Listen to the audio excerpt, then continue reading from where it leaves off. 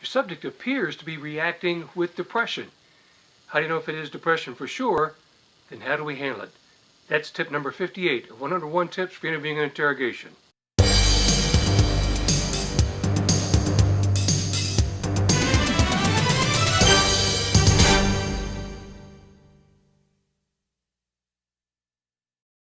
Welcome back. Stan Walters with you, 101 tips for interviewing and interrogation. We're on tip number 58. And right now we're in the middle of covering our reaction response behaviors. Behaviors that subjects may exhibit or demonstrate during your interview. And then how do we define them? How does it apply to whether it's deception or not? And then what's our best practice to manage these reaction response behaviors? I'm talking about depression. Now, the depression we're talking about here is not clinical depression, the emotional disorder.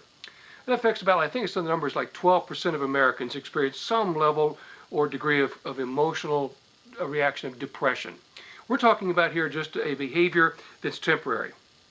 As a subject dealing with a particular topic, particular issue, particular problem, in that limited area they may be reacting with depression.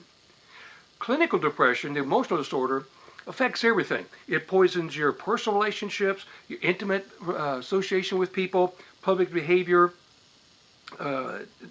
total interaction with everyone. So it poisons everything. Your work slows down, everything suffers, your whole life is completely shut down with this. In the reaction behavior we're looking at, it's just within a narrow band or narrow topic area. Everything else is fine. And you're able to interact and carry on before, but you have this one area. And it carries a lot of the greatest regrets. So let's talk about that depression behavior. First of all, it is an emotional reaction. Remember, in emotion, the stronger the emotion a person experiences, such as in depression, the stronger the emotion, the more locked in they become, and the more they're convinced they are that their point of view or position is right. And they're not open to any type of dialogue or conversation or transitioning to any type of compliant or cooperative behavior. The way I want you to think of depression with your subject is if you've ever gotten a virus in your laptop, your PC, or your desktop, or whatever, and you notice that the virus takes over the entire CPU, the entire operating system. No matter what type of commands you put in, no matter orders, instructions you put in, the system is not hearing it. It's not accepting the commands. So it's locked everything out. Think of a person who's in a reaction behavior depression is doing the same thing. Right now in the dialogue that you're having with them and you want to have, they have it locked out and they're not hearing, at least adequately or logically, or thinking form of how to deal with that. So this is not depression. Remember, this is not depression, the marker of a person. Now, that's not to say a person who is not depressed is being deceptive either.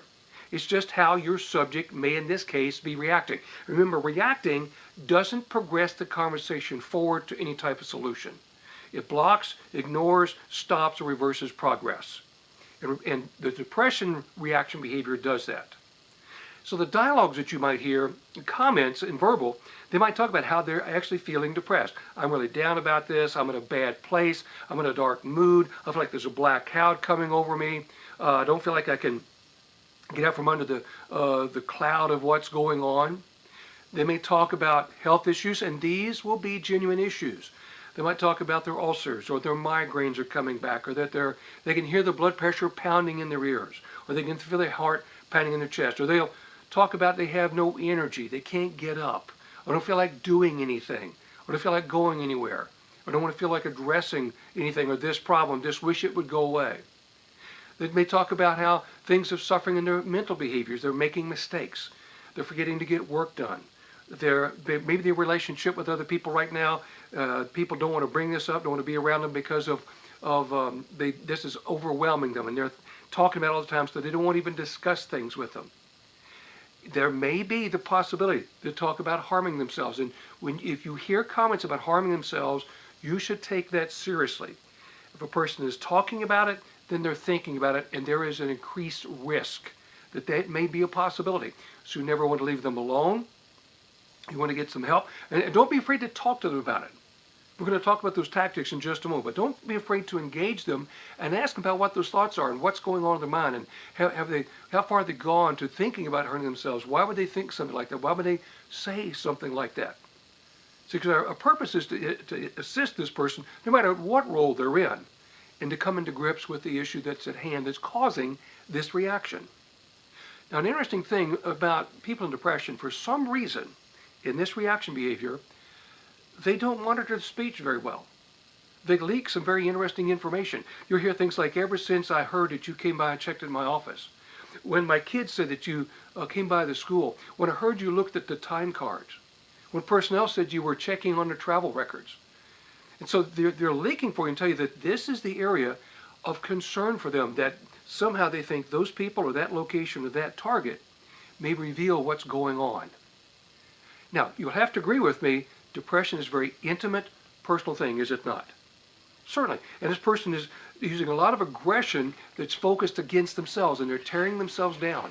So you see that it be consuming a lot of their intellectual and emotional energy. In fact, the emotional energy is overwhelming everything. So until we get them out of that emotional reaction into a cognitive state, there won't be progress. So your smart practice is to engage them, to acknowledge these things, acknowledge how bad they're feeling, acknowledging that these things are weighing in on them, and ask them, what's the thing that's bothering you most? It's almost like the Ransberger pivot that we'll talk about.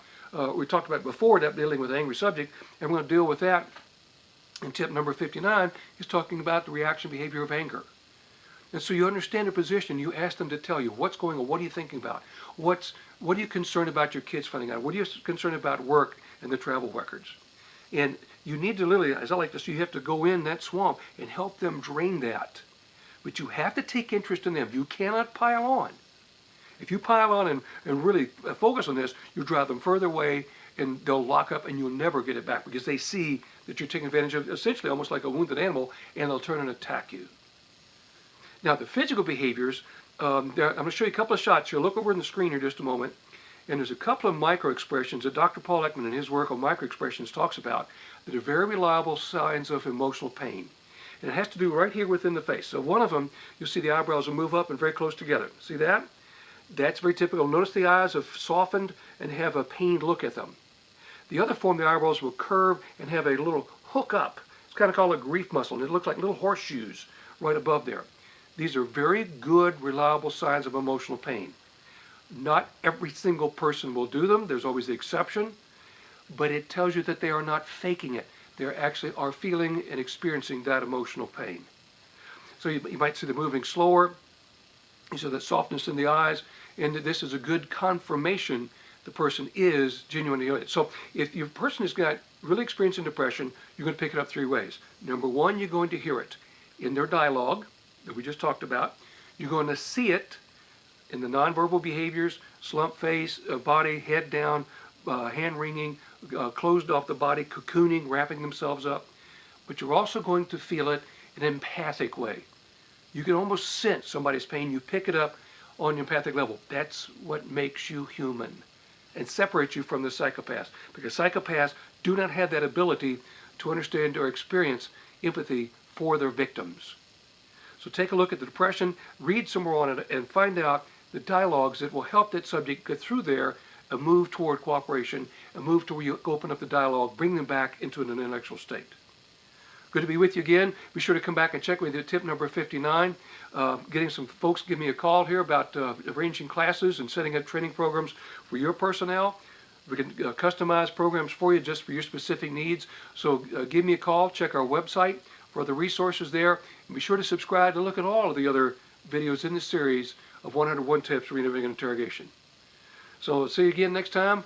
Tip number 59. Until then, be safe.